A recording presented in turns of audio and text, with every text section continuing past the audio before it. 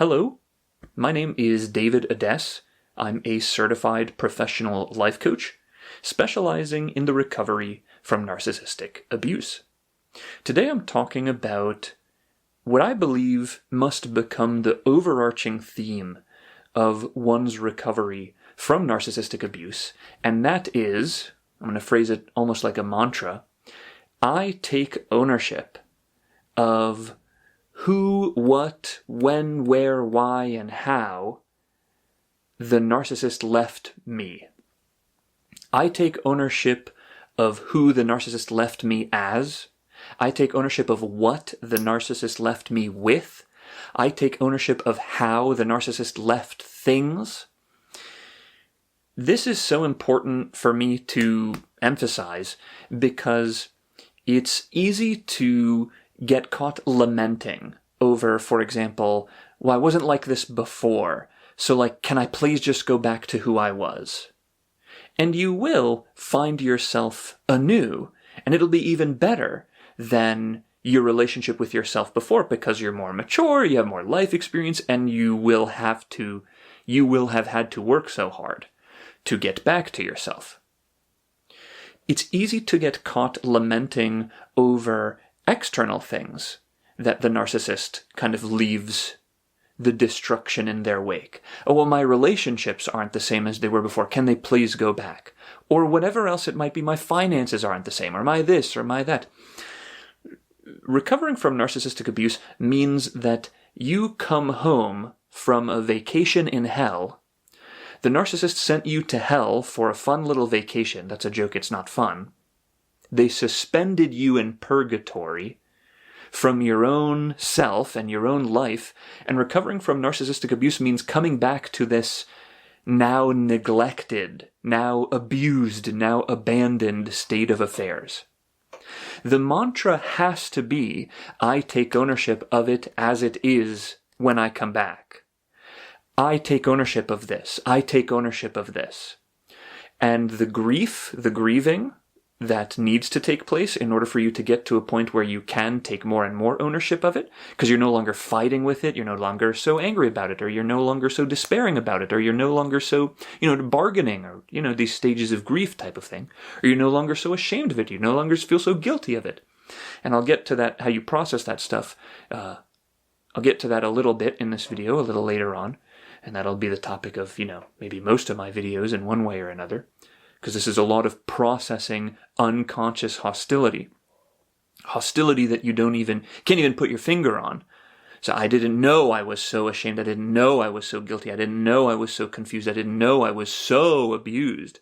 Narcissistic abuse is so profound. It's actually hard to believe.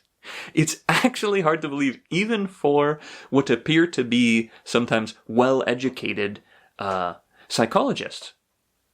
That's not to toot my own horn, nor is that to, throw shade at academia, because I'm inspired very greatly by some very scholarly individuals in the field of cluster B personality disorders, of which narcissism is a part.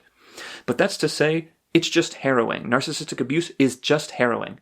You become alien to yourself. And the world becomes alien to you because you are an alien now. Okay, ownership needs to be taken from this position. And what I was saying was the grieving that's a part of that and the humility that's a part of that is what I want to emphasize in this video. It's like, again, coming back to a completely ruined life, a completely ruined mind.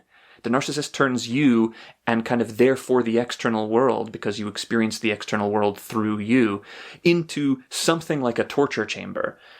Gross, dank, evil, bloody, different fluids, and you were being tortured, so to speak, by the narcissist. Now they just leave. You're left with this torture chamber, but this is where you are now. This is where you are now. The journey is not, how do I, get out and back to life? How do I get back to how do I escape the torture chamber and get back to myself? How do I escape the torture chamber and get back to the world and relationships and environments and trusting others and blah, blah, blah, blah? It's less about that. It's more about how can I bring the vividness, the aliveness that I used to know in myself? How can I bring that to the torture chamber to clean it up? I need myself to come kind of save me a little bit. I need the external, the life that might be out there. I need to go find it and bring it to the torture chamber because I was left in a torture chamber, and that's what I have to take ownership of. This is me now. This is where I am now. This is the state of affairs now. Narcissist plays Satan's limbo with you. Imagine being in a game of limbo with Satan. The narcissist sets the bar so low that in order to free yourself from hell, so to speak, or in order to be free from Satan so you can get to work cleaning up the hell that Satan left you with, the narcissist. Satan is a metaphor for the narcissist. That's what they're teaching kids in psychology class nowadays. You have to lower yourself to a degree that is going to take a lot of grieving. The humility that has to find you, the humility that you have to find, is very low. You have to lower yourself to what the narcissist left you with in order to take ownership of it. And humility means this kind of taking ownership of something that seems to be below you. And in order to get down there so you can take ownership of where you are now, instead of trying to escape, instead of trying to cover up, instead of trying to da-da-da-da-da. You feel me?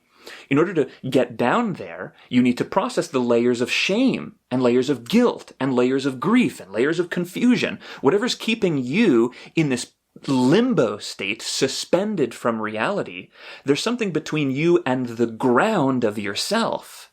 You need to come back to yourself, kind of come down from being suspended. Well, how low can you go? The narcissist plays this game of limbo with you. The narcissist challenges you. I'm going to set the bar so low that there's no way you could ever humble yourself enough in relation to yourself. You'll never be capable of getting under the bar that I set. In other words, you are trapped in this game with me forever.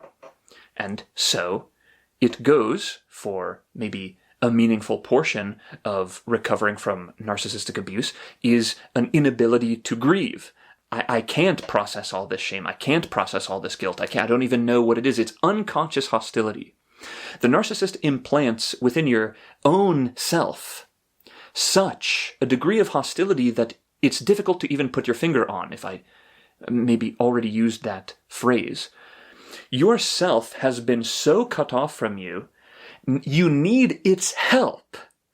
Hey, self, I'm in a torture chamber. This person cut us off from one another. Can you come back? And part of this is a bit of psychological work. Symptoms appearing in your conscious life are like messages from yourself trying to speak. So you can try interpreting symptoms or talk to someone who might be able to do that. Dream material is also it's I think Freud called it the golden road to the unconscious. Dream material, dream symbolism is like the communication between your unconscious mind and yourself. Although it is difficult to interpret dreams, it can be.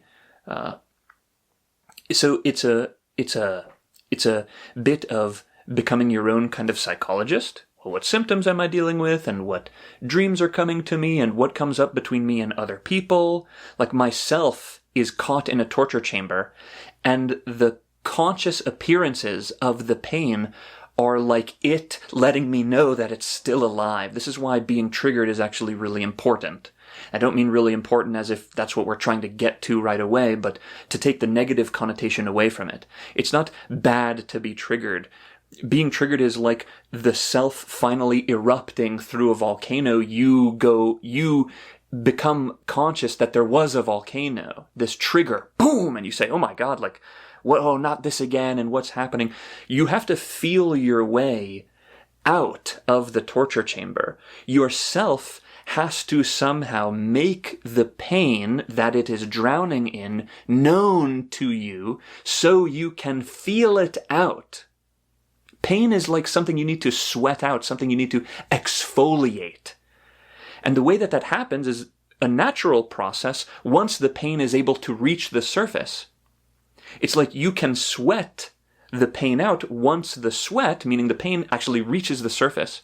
But it's unconscious material, meaning that it's not easily available for surface interaction, for surface engagement. And that's why symptoms and dreams and triggers are followed and interpreted, because it's like, hey, we might need to make room, hold space for whatever appears on the surface if we want the pain, if we want to trace down the pain and then kind of let it know that it can come to the surface as well. It's almost like you have to improve your relationship with yourself until the bond is strong enough for yourself to let you know what's been happening. It's almost like yourself is in a state of, why did you abandon me? How did you let this happen to us? How did we turn against ourselves so much? I'm going to stay over here. You're stuck in limbo. Well, I've been in a torture chamber all this time. So like, good luck taking ownership. And the second part of processing this unconscious hostility, so one is a kind of maybe some psychoeducation. The second thing is, through daily, weekly living, yourself is going to make itself known as you live life. And so the question becomes not only a matter of psychoeducation, like, oh, is this a symptom? And what is this dream? And blah, blah, blah, blah, blah. It's also your relationship with yourself, in that how do you healthily navigate the appearance of yourself's pain? Like, what do you do when a trigger comes up? And what do you do to manage the stress? And what do you do to reset yourself? And what do you do to... And you have to figure that stuff out. What do you do with others when something comes up that reminds you of something? And what do you do with others and environments that don't feel like you can and you don't know anymore? Well, you kind of live and you learn. And the way that you kind of begin living and learning anew, which is what needs to take place after narcissistic abuse, is you get to the bottom. If you can take ownership of the bottom layer of things, if you can play the game of limbo successfully, kind of against the narcissist, that's where the ownership begins. I hope I've done a decent job of explaining how the narcissist cuts you off from yourself, which then cuts you off from the world, because yourself is the thing that you would be in the world as. So the narcissist cuts you off from the world both by cutting you off from yourself, kind of the vehicle that you would use to be in the world, and they might also affect the external world for you, like your relationships with others they might get involved with, or your finances they might have gotten involved with, so on and so forth. They suspend you in space-time. You live in a fantasy world where there's no in and out, before and after, I and me, and meaning like there's supposed to be almost like a membrane between you and yourself that forms the basis of the relationship between your ego up here and like your subconscious mind down there. But you become just like this cyclical body of water thing that is washing itself over because there's no containing anything anymore. The narcissist rips, so to speak, like the protective membrane layer. No boundaries with the narcissist. No skin with the narcissist. Whoosh, you're revealed. Good luck trusting yourself now, and therefore good luck navigating in the world now. I hope I did a good job of explaining that. Maybe I did now if I didn't before. And I hope I did a good job of setting the groundwork for what I'm going to recommend as an exercise for, let me say it like this, an exercise in the way of taking ownership now, lowering to play limbo now.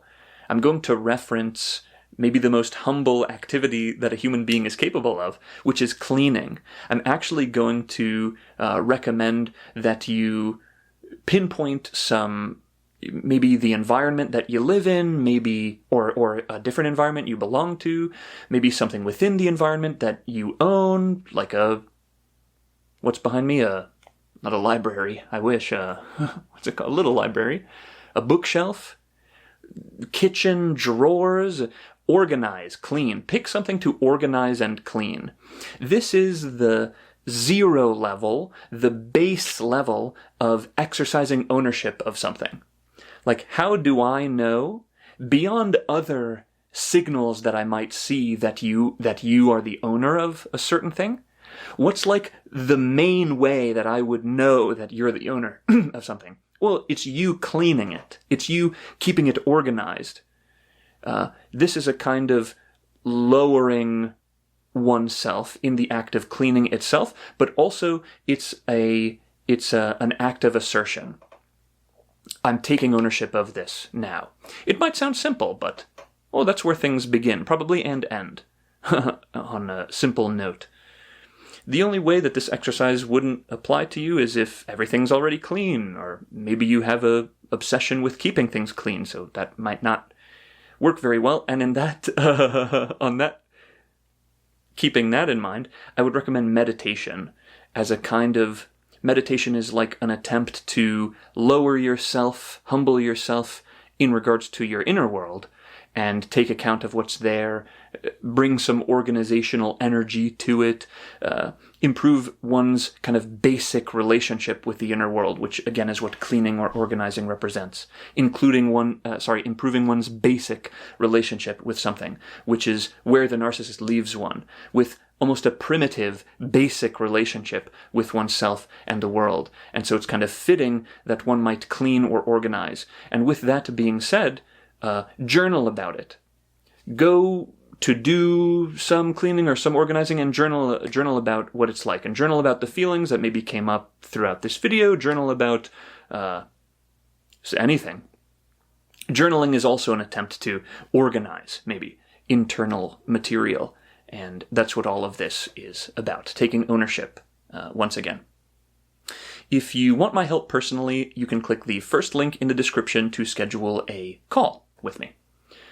Click the second link to take a free narcissistic abuse recovery quiz.